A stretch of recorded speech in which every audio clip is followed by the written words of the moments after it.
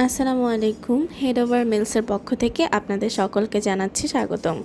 আজকে আমরা নবাবী সেমাইয়ের রেসিপি আপনাদের সাথে শেয়ার করব। নবাবী সেমাই বানাতে আমাদের প্রয়োজন কাস্টার্ড পাউডার, ঘি, ডানো ক্রিম, কনডেন্স মিল্ক এবং 1 লিটার লিকুইড মিল্ক। প্রথমে একটি পাত্রে আমরা ঘি দিয়ে লাচ্ছা সেমাইটাকে ভালো মতো ভেজে নেব। গোল্ডেন ব্রাউন করে ভেজে নেওয়ার জন্য আমরা ঘিয়ের মধ্যে পুরো 1 প্যাকেট লাচ্ছা সেমাই দিয়ে দিব। তারপর সেটাকে কিছুক্ষণ নাড়াচাড়া করার পর এর সাথে আমরা চিনি অ্যাড করে নিব। আপনারা চাইলে সাথে পাউডার মিল্কও অ্যাড করতে পারেন, আমি সেটা স্কিপ করেছি। তারপর চিনিটা সহ ভালো করে মিক্সড করে আমরা গোল্ডেন ব্রাউন করে ভেজে নিব।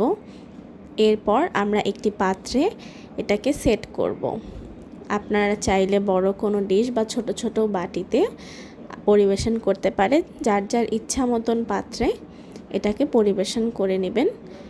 এর জন্য প্রথমে আমরা ওই ভাজা সেমাইটাকে সেট করে তারপরে আরেকটা পাত্রে 1 লিটার দুধ সাথে ডানো মিল্ক ক্রিমটা পুরোটা দিয়ে ভালো করে মিক্সড করে নেব।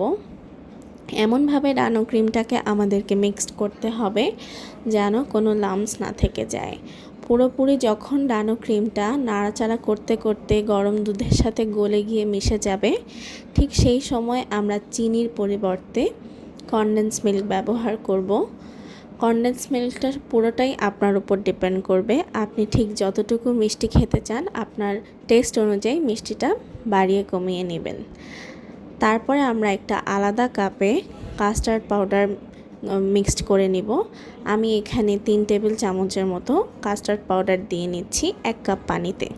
দিয়ে কাস্টার্ড পাউডারটাকে খুব ভালো করে মিক্সড করে নিতে হবে, কোনো দানা থাকা যাবে না। ভালো করে কাস্টার্ড পাউডারটাকে নেড়ে চেড়ে মিক্সড করে নেওয়ার পর দুধ, ডানো ক্রিম এবং কনডেন্স মিল্কের যে মিক্সচারটা ছিল সেটার মধ্যে ভালো করে আস্তে আস্তে ঢেলে কন্টিনিউয়াসলি নাড়াচাড়া করতে হবে। কাস্টার্ড পাউডার দিয়ে দেওয়ার পর অনবরত এটা নাড়তে থাকতে হবে যতক্ষণ না জাল হয়ে এরকম ঘন হয়ে যাচ্ছে। যখন মিক্সচারটা জাল হয়ে ঘন হয়ে যাবে তখন সেট করে রাখা লাচ্ছা সেমাইয়ের ডিশের ওপর আমরা একটু একটু করে চামচ দিয়ে পুরো আমাদের তৈরি করা ক্রিমটা দিয়ে দিব। এই ক্রিমটা একটা লেয়ার দেওয়ার পর অবশিষ্ট যে ভাজা লাচ্ছা সেমাইগুলো আমরা ভিন্ন পাত্রে তুলে রেখেছিলাম সেটা উপর দিয়ে আবার পরিবেশন করব। উপর দিয়ে পুরো লাচ্ছা সেমাইয়ের আবার আরেকটা লেয়ার দিয়ে দিব, ক্রিমগুলো পুরোপুরি ঢেকে ফেলব। এভাবেই তৈরি হয়ে গেল আমাদের নবাবী সেমাই। তারপর সৌন্দর্যের জন্য কিশমিশ, বাদাম দিয়ে পরিবেশন করতে পারেন।